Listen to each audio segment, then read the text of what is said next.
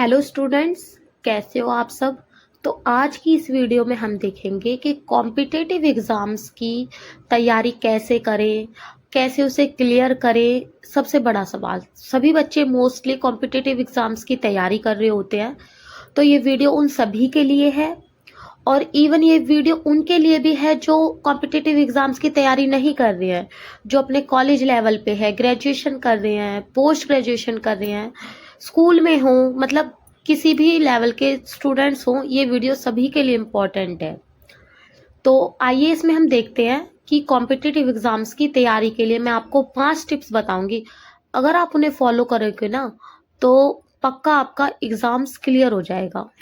तो सबसे पहले क्या होता है बेटा, देखो अपने सिलेबस को एनालिसिस करो। जो भी आप सिलेबस, आप जो भी एग्जाम्स की तैयारी कर रहे हो, चाहे आप रेलवे की कर रहे हो, चाहे एसएससी की कर रहे हो, किसी गवर्नमेंट जॉब की एग्जाम्स की तैयारी कर रहे हो, टीचर्स की कर रहे हो, किसी की भी तैयारी कर रहे हो, सबसे पहले देखो कि उसका सिलेबस क्या है। ऑफिशियल वेबसाइट होती है उसकी, जैसे मान लो नेट का सिलेबस कर रहे हो, आप नेट का तैयारी कर रहे हो, तो नेट का सिलेबस सबसे पहले आपको डाउनलोड करना है ऑफिशियल वेबसाइट से। ठीक है, फिर आपको ये पता करना है कि हमें क्या पढ़ना है और क्या नहीं पढ़ना। सबसे इम्पोर्टेंट, सबसे मेन टॉपिक इसमें क्या पढ़ना है और क्या छोड़ना है। क्योंकि बच्चों क्या होता है कि ऐसा नहीं होता कि हम सब कुछ पढ़ लें। ऐसे ऐसे बच्चे भी बहुत होते हैं, लेकिन मैं उनके लिए नहीं कह रही। ऐसा होता है कि हम सब कुछ नहीं पढ़ पाते हैं, तो ये वीडियो उनके लिए है।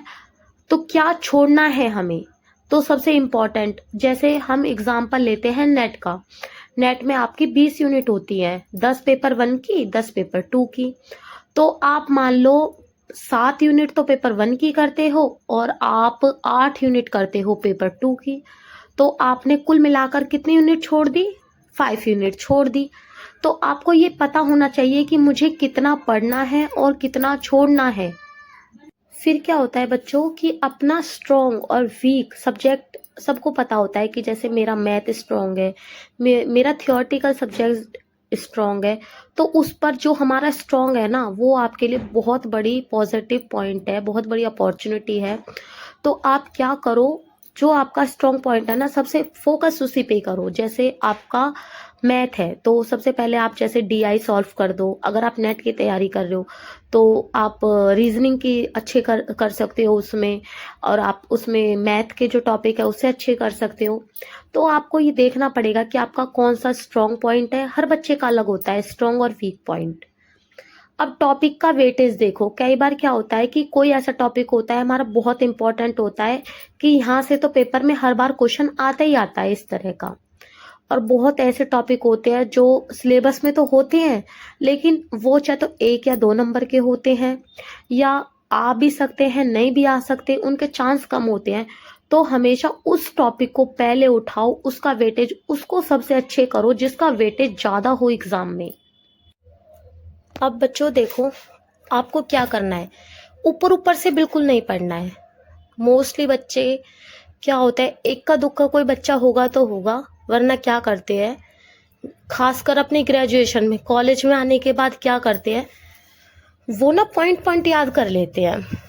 जैसे आप किसी भी टॉपिक का, एचआरएम का ले लो, ठीक है, आप बिजनेस का ले लो, किसी का भी, वो टॉपिक टॉपिक याद, पॉइंट पॉइंट याद कर लेते हैं और अंदर का खुद अपनी मर्जी से लिख देते हैं। कई बार गलत भी होता है और कई बार सही भी। तो आपको वो चीज नहीं करनी है, कंसेप्ट को क्लियर करना है। बेशक थोड़ा पढ़ना है, लेकिन जो पढ़ रहे हो वो एकदम अच्छे से, उसके बारे में आपको डीप नॉलेज होनी चाहिए। ऊपर ऊपर से रट्टाफिकेशन आपको नहीं करनी है। आप अपने नोट्स जो होते हैं ना, शॉर्ट नोट बनाओ खुद के, और हो सके तो फ्लो चार्ट वगैरह डायग्राम में बनाओ। जिससे क्या होता है, उसकी ना इमेज हमारे माइंड में छप जाती है कि अच्छा ये ऐसे था, ऐसे था। बल्कि बुक में से हम पढ़ते हैं ना, तो वो इतना हमारे माइंड में नहीं रहता। जो हम फ्लो चार्ट हम खुद से बनाते हैं, प्रैक्टिस करते हैं, उससे होता है। अब क्या होता है कि डेली जो हमारे, हम पढ़ रहे हैं तो डाउट भी आएंगे, उनको अपने टीचर से, कहीं आप गूगल से, कहीं से भी अपने डाउट को डेली क्लियर करो। क्योंकि क्या होता है कि वो डाउट इकट्ठे होते चले जाते हैं। हफ्ते में, 10 दिन में, तो हम भूल भी जाते हैं कि हमें पूछना क्या था। इसलिए आपको कोई प्रॉब्लम आई तो उसी दिन उसको पूछ लो, जब भी टाइम मिले, जब भी आपको ऐसा लगे कि हाँ अब मेरे मुझे पूछना चाहिए, तो आप उसको टाइम टू टाइम जब ही क्लियर कर लो अपने डाउट को। अब क्या बात करेंगे हम स्टेप 3 में कि स्टडी मटेरियल आप जहाँ से भी इकट्ठा करें वो बहुत ही ऑथेंटिक्स हो, अच्छी तरह उसको ऑथेंटिक्स जगह से लो। आप किसी वेबसाइट से ले रहे हो, बुक से ले रहे हो, तो प्रॉपर उसको इकट्ठा करो।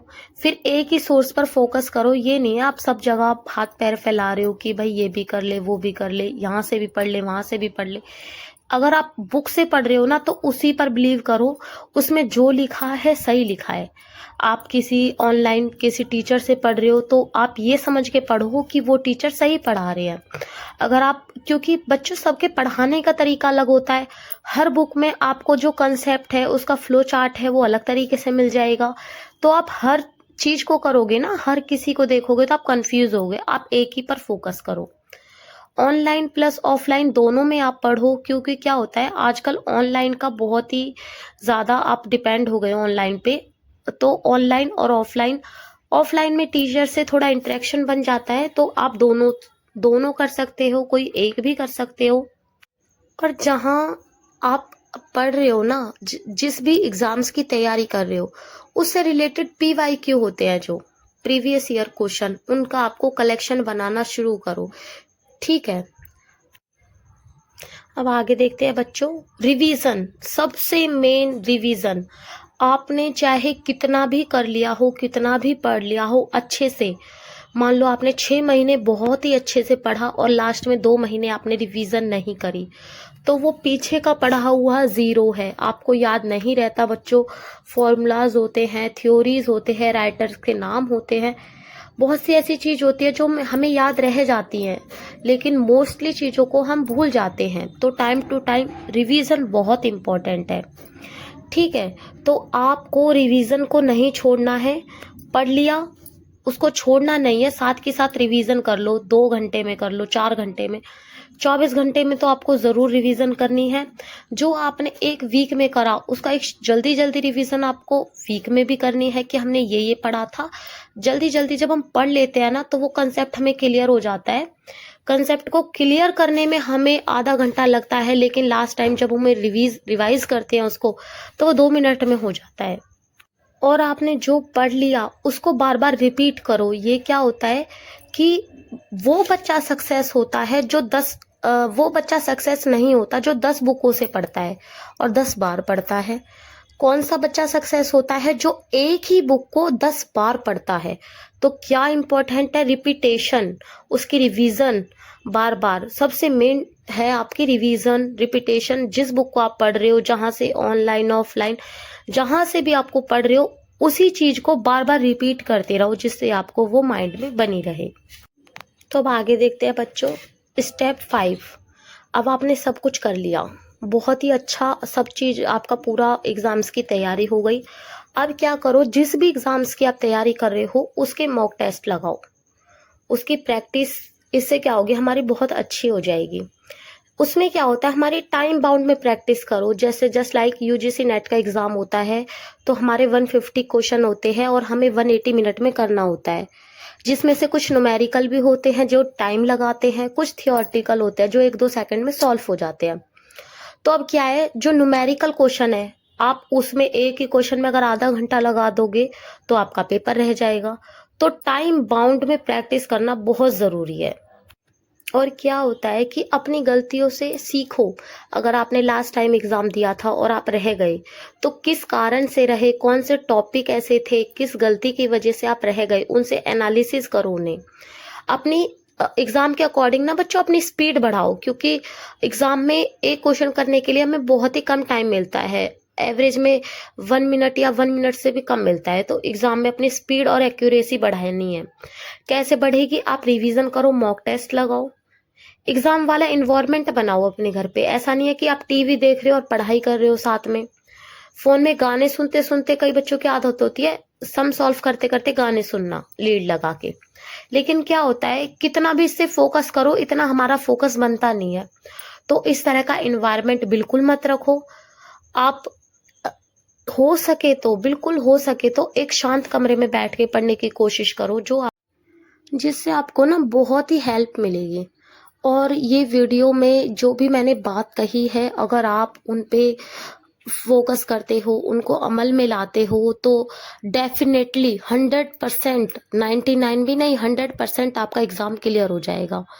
चाहे आप किसी भी एग्जाम्स की तैयारी कर रहे हो, वो आपका क्लियर हो जाएगा।